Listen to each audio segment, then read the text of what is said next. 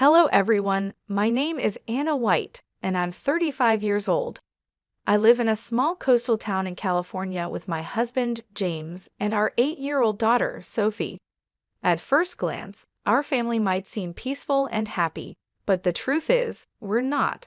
I have a big worry in my daily life, and the source of my worry is my mother-in-law, Eleanor.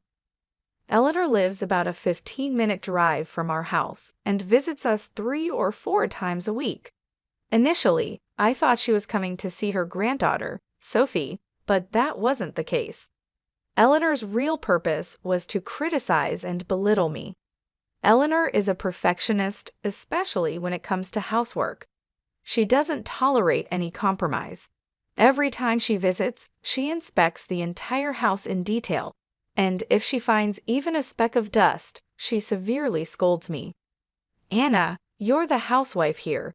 Why isn't the cleaning up to par? Look at this, dust on top of the shelves." "This is going to be a bad influence on Sophie," Eleanor would say. Her words always deeply hurt me. I try my best every day to balance work and housework, but it seems like Eleanor doesn't see that at all. What's especially painful is when she criticizes me in front of Sophie. "Sophie, your mother can't clean properly. It's a shame you have to grow up in such a dirty house." The dirt in a room reflects the dirt in one's heart. Your mother's heart must be very dirty. Every time I hear words like these, I feel so sorry for Sophie. At the same time, I think about talking to my husband, James, but I can't quite bring myself to do it. One day, I finally mustered the courage to talk to him. "Hey, about your mother, can you ask her to stop coming every day and bullying me?" James' response was unexpected. "What are you talking about? Mom is coming for your sake. She's teaching you how to clean. Shouldn't you be grateful?" I was shocked. My husband didn't see any problem with his mother's behavior at all. In fact, he said I should be thankful. "But I clean hard every day. Your mother is just looking for dust on purpose."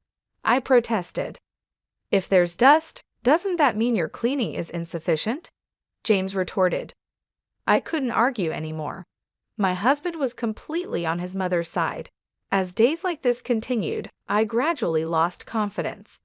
I started to feel like nothing was going right, whether it was housework or my job, and I began to feel like I was a worthless person. The only comfort was my daughter, Sophie.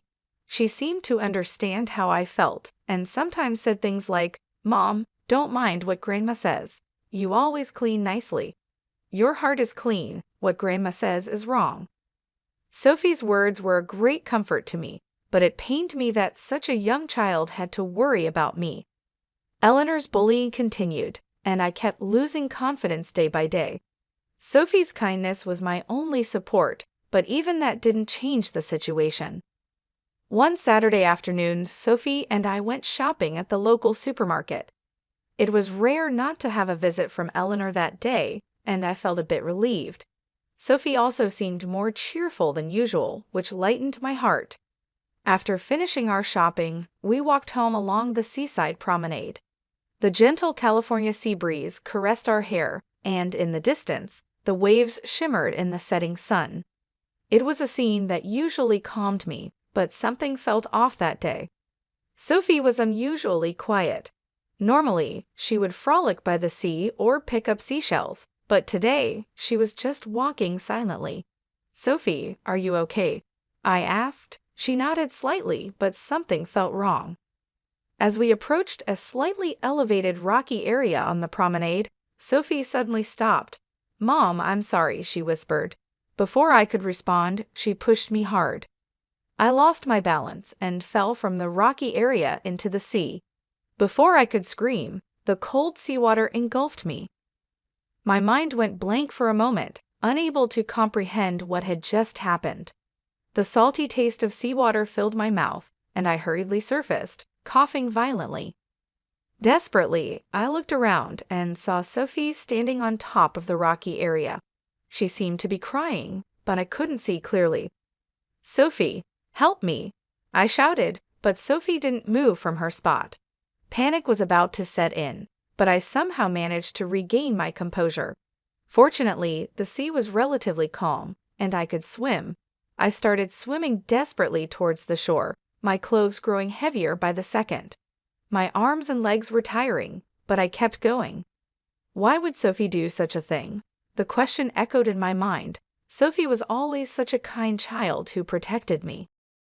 I finally reached the shore, crawling onto the sandy beach, utterly exhausted. Breathing heavily, I looked back, but Sophie was no longer there. Sophie, I whispered her name, but there was no response.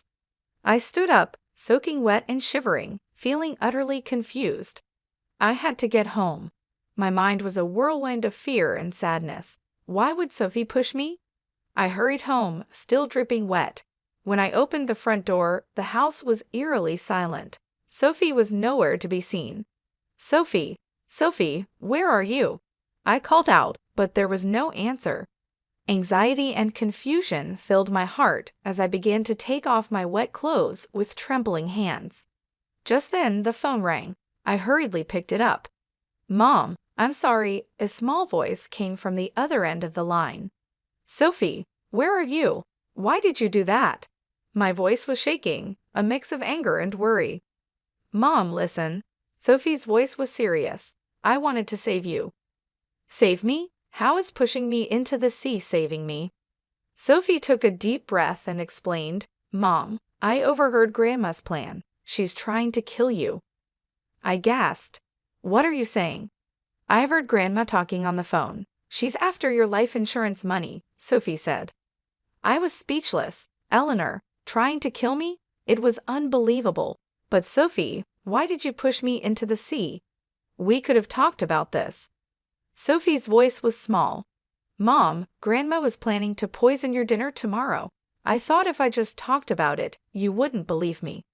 I was shocked. She was right. Considering Eleanor's behavior, I might not have believed Sophie if she had simply told me. "So I thought if I made it look like you had an accident, it would stop Grandma's plan. If you survived, she wouldn't be able to go through with it." Sophie's voice trembled. "Mom, I'm really sorry, but I wanted to protect you." As I listened to Sophie, a mix of emotions overwhelmed me: fear, sadness, and deep love for my daughter. "Sophie, I understand you were trying to help, but what you did was very dangerous. What if I had drowned?" "I know, I'm sorry, but I knew you were strong, Mom." Sophie's words brought tears to my eyes. "Sophie, where are you now?" "At a friend's house," she replied. "Come home right away. We'll figure out what to do together." After hanging up the phone, I sat in deep thought. Eleanor's plan, Sophie's actions, and what we should do next raced through my mind. One thing was certain: I had to protect Sophie and find a way out of this situation. When Sophie came home, we hugged for a long time. I could feel her small body trembling in my arms. "Sophie, I'm so sorry you had to carry such a heavy burden," I said, gently stroking her hair. Sophie looked up at me, tears in her eyes. "Mom, I should be the one apologizing. I put you in danger." I wiped her cheeks and took a deep breath. "Sophie, you were trying to protect me, and I'm touched by your courage and love. But from now on, let's find safer ways, okay?" Sophie nodded slightly, and in that moment, I felt her strength and growth. "Mom, what are we going to do now?" Sophie asked. I thought for a moment before answering. "First, we need to talk to Grandma. But before that, we need evidence." We stayed up late into the night, making plans. I was moved many times by Sophie's courage and wisdom. The next morning, we took action. With Sophie's help, we decided to record Eleanor's phone conversations. A few days later, when Eleanor came to our house, I greeted her with a calm exterior, though I was nervous inside. "Eleanor, let's talk." She looked puzzled but sat down in the living room. "I understand how you feel about me, but we can't continue like this," I began. Eleanor opened her mouth to speak, but I raised my hand to stop her. "Please listen. I'm your son's wife and Sophie's mother. We are family, but your actions are hurting us." Eleanor's face turned pale. "What are you saying? I'm just..." "Sophie overheard your phone conversation about targeting my life insurance money. I interrupted, playing the recording of her plan. Eleanor was speechless. Why would you do this? I asked, tears in my eyes. After a long silence, Eleanor broke down crying. I was just lonely. After James married you, I felt like I lost my place. I took her hand. Eleanor, you're an important part of our family, but actions that hurt us aren't acceptable. She looked up at me, eyes full of regret. I'm truly sorry. Can you forgive me? I forgive you, but from now on, let's try to respect and understand each other, I replied. From that day forward, we gradually started to repair our relationship. Eleanor began receiving psychological counseling, and I participated in family therapy. Sophie also slowly rebuilt her relationship with her grandmother. Eleanor was impressed by Sophie's courage and wisdom and deepened her bond with her granddaughter. A few months later, we went on a family picnic by the sea. Eleanor brought homemade sandwiches, and Sophie happily collected seashells. As I listened to the sound of the waves, I looked around at my family. We weren't perfect, but we were moving forward. Through this experience, I learned the importance of family bonds and understanding one another. Most of all, I felt deep gratitude for Sophie's love and courage. A year has passed since that picnic by the sea. Our family's bonds have continued to deepen. Eleanor now accompanies Sophie to her piano lessons once a week. Gone is her former strictness. Now, she gently applauds Sophie's performances, which warms my heart. My relationship with Eleanor has also changed. Every Sunday, we attend a cooking class together. At first, we were tense, but now we laugh and point out each other's mistakes. James has noticed the change in our family and has started actively making time for us. At our recent family meeting, we made plans for next month's vacation together. Sophie is brighter and more confident than before. "Mom, I baked cookies with Grandma," she said happily, and I couldn't help but feel joy. Tonight, our whole family is gathered in the living room, watching a movie.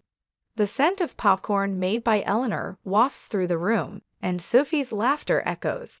As I lean on Jane's shoulder, I suddenly realize this is what a real family is. Overcoming difficulties, understanding each other, and supporting one another, not perfect, but filled with love. Sophie holds my hand and asks, "Mom, are you happy?" I smile and answer, "Yes, I'm very happy." Being together with everyone in this moment, I feel truly happy from the bottom of my heart. There may still be challenges ahead, but with these strong family bonds, I know we can face anything.